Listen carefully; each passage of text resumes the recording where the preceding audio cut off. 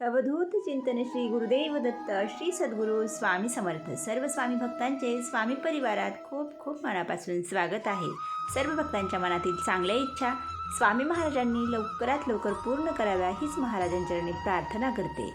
आजच्या व्हिडिओमध्ये आपण पुत्रप्राप्तीसाठी प्रभावी दत्त जयंतीविषयी सेवा पाहणार आहोत। याआधी मी एक व्हिडिओ शेअर केला होता स्वामींच्या संदेशानुसार, त्यामध्ये स्वामींच्या काही सेवा दिल्या होत्या आणि त्या व्हिडिओवरती खूप सगळ्या कमेंट येत आहेत की आम्हाला 2 मुली आहेत, बऱ्याच जणांच्या कमेंट आहेत 3 मुली आहेत, आम्हाला पुत्रप्राप्ती पाहिजे, आम्ही या सेवा सुरू केलेल्या आहेत। आणि हा व्हिडिओ टाकल्यानंतर एका ताईंची कमेंट होती की मी 3 महिन्यांची प्रेग्नेंट आहे आणि मला खरंच मुलगा व्हावा अशी माझी इच्छा आहे, तर ती सुद्धा कमेंट तुम्हाला इथे दिसेल। तर त्या ताईंची 15 दिवसापूर्वी कमेंट आली की या सेवेने मला पुत्रप्राप्ती झाली। खरंच स्वामींवरती प्रत्येकाने विश्वास ठेवावा। कदाचित त्या जास्त काही लिहू शकल्या नाही, पुत्रप्राप्ती झाली आणि त्यांनी अगदी शॉर्टकट सांगितलं की माझी इच्छा या सेवेने पूर्ण झाली, तर तुमचीसुद्धा नक्कीच होईल। फक्त मनापासून तुम्ही विश्वास ठेवा। आणि बऱ्याचशा कमेंट होत्या की ताई आम्हाला सेवा फारशी लक्षात येत नाही, सविस्तर सांगा, तर तुम्हाला पुन्हा तो व्हिडिओ पाहायला मिळेल। पण आता दत्त जयंती आलेली आहे, या मुहूर्तावरती ज्यांना पुत्रप्राप्ती पाहिजे आहे त्यांनी हा उपाय करायचा आहे आणि ज्यांना संतान प्राप्ती पाहिजे म्हणजे ज्यांना मूल होत नाही त्यांनीसुद्धा उपाय करा। आणि खूप कमेंट आहेत की आम्हाला मुलंच होत नाही किंवा बाळच होत नाही, आम्ही दवाखाना करतो, तर त्यांच्यासाठी सुद्धा नंतर मी सेवा सांगेन स्वामींच्या संदेशानुसार। पण आता दत्त जयंतीला तुम्हाला प्रभावी उपाय करायचा आहे, जो मी स्वतः केलेला आहे। आणि एका ताईंना सुद्धा मी हा सहज बोलून गेले होते मागच्या वर्षीच्या दत्त जयंतीला, त्यांनासुद्धा आत्ता मुलगा झालेला आहे, 1-2 महिने झाले। तर हा उपाय तुम्हाला स्वामींच्या केंद्रात किंवा दत्त मंदिरामध्ये दत्त जयंतीला करायचा आहे। ही सेवा हा उपाय करताना पूर्ण श्रद्धेने करायचा आहे आणि ज्यांचा स्वामींवरती पूर्ण विश्वास आहे त्यांनी कमेंटमध्ये श्री स्वामी समर्थ असे लिहा। सर्वप्रथम तर तुम्हाला 26 डिसेंबरला तुमच्या घरीसुद्धा दत्त जयंती उत्सव साजरा करायचा आहे। तो कसा करायचा, पूजा मांडणी कशी करायची, किंवा जर तुम्ही गुरुचरित्र पारायण केलं असेल तर मग त्याची जी पूजा मांडणी आहे त्यामध्येच तुम्हाला महाराजांचा जन्मोत्सव साजरा करायचा आहे। त्याची सविस्तर माहिती मी आधीच्या व्हिडिओमध्ये दिलेली आहे, तुम्ही तो पहा। त्यानुसार तुम्हाला दत्त जयंती घरी साजरी करायची आहे। आता हा उपाय करण्यासाठी तुम्हाला स्वामींच्या केंद्रामध्ये, मठामध्ये किंवा मग श्री गुरुदत्त महाराजांच्या मंदिरामध्ये जावं लागणार आहे। तर महाराजांच्या मंदिरामध्ये दत्त जयंती दिवशी सायंकाळी 6 वाजता उत्सव साजरा केला जातो आणि स्वामी महाराजांच्या केंद्रामध्ये दुपारी 12 वाजता उत्सव साजरा केला जातो आणि आरती असते। तर मग तुम्ही यावेळी ज्यावेळी तुम्हाला पॉसिबल असेल त्यावेळी तुम्ही जा। तुम्हाला जाताना एक नारळ घेऊन जायचं आहे आणि 3 तुम्हाला पिवळ्या रंगाची फुले घेऊन जायची आहेत। तर झेंडूची घ्या, शेवंतीची घ्या, कुठलीही तुम्ही 3 फुले घ्या आणि गुलाबाची जरी 3 घेतली तरीसुद्धा चालतील, पण पिवळं फूल हे श्री गुरुदत्त महाराजांना फार आवडतं म्हणून पिवळंच फूल घ्या। 3 अगरबत्ती घ्यायची आहेत आणि तुम्हाला 3 अगरबत्ती पेटून महाराजांच्या केंद्रामध्ये एक साईडला लावा किंवा त्या ठिकाणी ठेवून आलात तरी चालेल।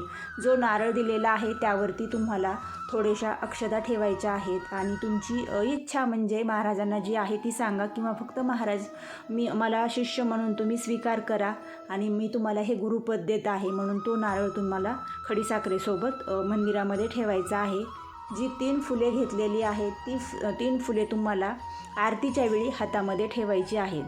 आता आरती होईपर्यंत तशीच 3 फुले हातात ठेवायची। आरती झाल्यानंतर पूर्ण फुले जी आहेत सर्व भक्तांकडील ती गोळा केली जातात।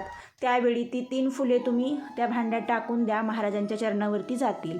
आता ज्यावेळी तुम्ही दत्त मंदिरामध्ये जाल तर त्या ठिकाणीसुद्धा तुम्हाला स्वतःच घरून तुमच्या 3 फुले घेऊन जायची आहेत आणि तुम्हाला जी काही इच्छा आहे, मुलगा म्हणजे पाहिजे किंवा मला बाळ होत नाही, ती इच्छा सांगून पूर्ण उत्सव साजरा होईपर्यंत फुले दोन्हीही हाताच्या तुम्हाला मुठीमध्येच ठेवायची आहेत।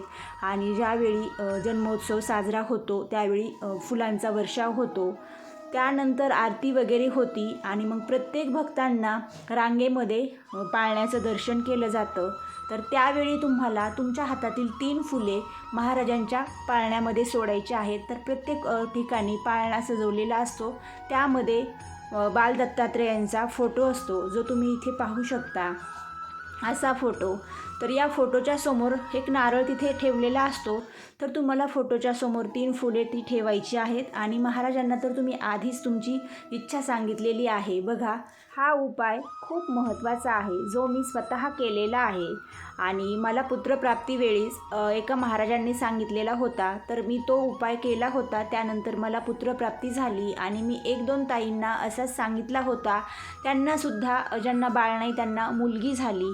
तर मागच्याच वर्षीचा दत्त जयंतीचा माझा स्वतःचा अनुभव आहे की ज्यावेळी 12 वाजता उत्सव साजरा होत होता स्वामींच्या केंद्रात, त्या ठिकाणी माझ्या शेजारी एक ताई उभ्या होत्या. त्यांची माझी फारशी ओळख नव्हती. तर मी 3 फुले घेतली होती माझ्या हातामध्ये. तर त्या बोलल्या, 3 घेऊ नयेत, 3 का घेतली तुम्ही, 1 घ्या ना किंवा 5 घ्या. मी म्हणलं नाही, 3च घ्यायची. तर त्या असंच बोलल्या, का बरं? तर मीच त्यांना सांगितलं की मग माझा असा असा अनुभव आहे आणि मी प्रत्येक दत्त जयंतीला 3 फुले महाराजांच्या चरणी अर्पण करते. तर त्या बोलल्या, मी घेऊ का? म्हणजे मला बाळ झालं होतं, पण ते 1 वर्षाने म्हणजे गेलं. तर मग त्यानंतर मला बाळ राहिलं नाही. 2 वर्ष झाले आणि माझी खूप इच्छा आहे की लवकर बाळ व्हावं. तर मी सहज बोलले की हो, तुम्ही पण 3 फुले घ्या, महाराजांना इच्छा सांगा आणि तुम्हाला खरंच पुढच्या दत्त जयंतीपर्यंत मुलगाच होईल. तर त्या बोलल्या, नाही, काही झालं तरी चालेल, असं नाही की मुलगाच पाहिजे, पण 1 बाळ व्हावं. तर त्या ताईंना मुलगा झाला आणि स्वतः त्यासुद्धा माझ्या दुसऱ्या मैत्रिणीला बोलल्या की मला यांनी असं असं सांगितलं होतं, पण मी सांगितलं म्हणून झालं असं नाही. तर त्या महाराजांची खरंच खूप मनापासून सेवा करतात आणि त्यांनी महाराजांची 108 श्री स्वामी चरित्र सारामृत पोथीची पारायणे केली. त्याचबरोबर त्यांनी 7 गुरुचरित्र पारायणे केली, खूप सेवा केली आणि त्यांना खरंच मागच्या दत्त जयंतीच्या नंतर त्या प्रेग्नेंट राहिल्या आणि त्यांना आत्ता मुलगा झालेला आहे. तर हा एक खूप मोठा अनुभव तुमच्याशी मी शेअर करते. या दत्त जयंतीला तुम्हीसुद्धा हा उपाय करा. पुढच्या 2024च्या दत्त जयंतीपर्यंत खरंच तुम्हालासुद्धा मुलगा होईल, मी याची तुम्हाला 100% खात्री देते.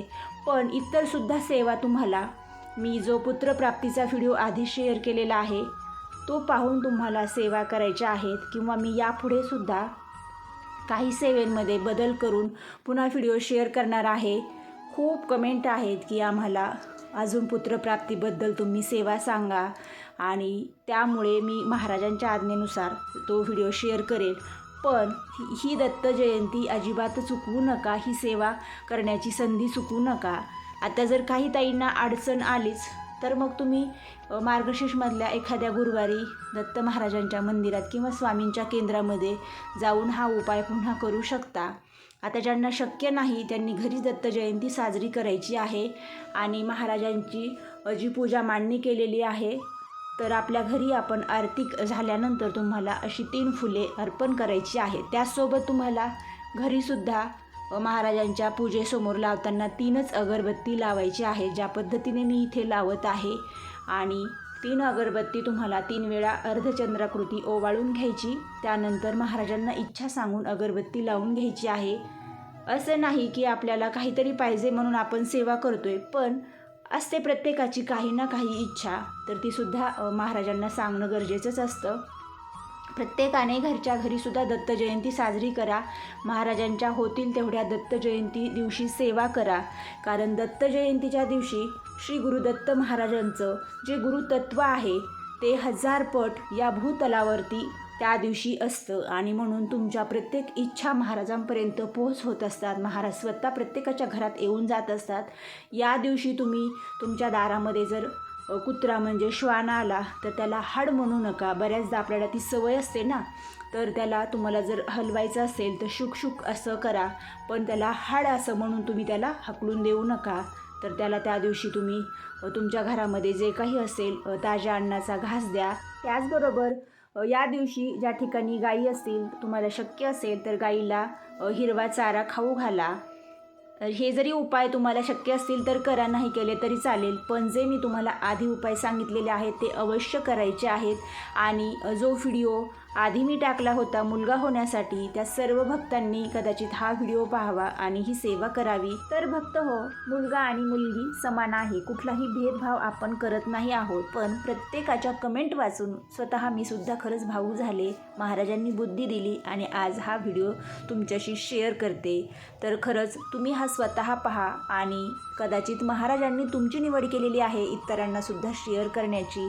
महाराजच ज्यांना ज्यांना शेअर करायचं आहे त्यांना शेअर करतील आणि स्वामींच्या कृपेने अगदी प्रत्येकाची इच्छा पूर्ण होईल. 2 मुली आहेत तर 1 मुलगा पाहिजे, कारण प्रत्येक बहिणीला एक भाऊ असावा आणि प्रत्येकाला 1 मुलगी मुलगा असावं.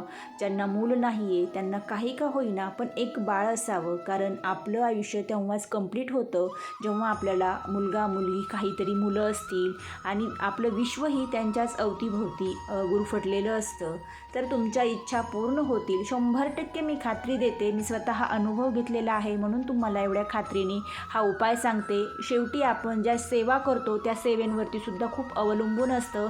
आता ज्यांनी महाराजांच्या कुठल्याही आधी सेवा केलेल्या नाहीत त्यांनी हा उपाय करायचा आहे. दत्त जयंतीपासून तुम्हाला नव्याने पुन्हा महाराजांच्या सेवा करायच्या आहेत. मी तुम्हाला अजून नव्याने सेवा सांगणार आहे.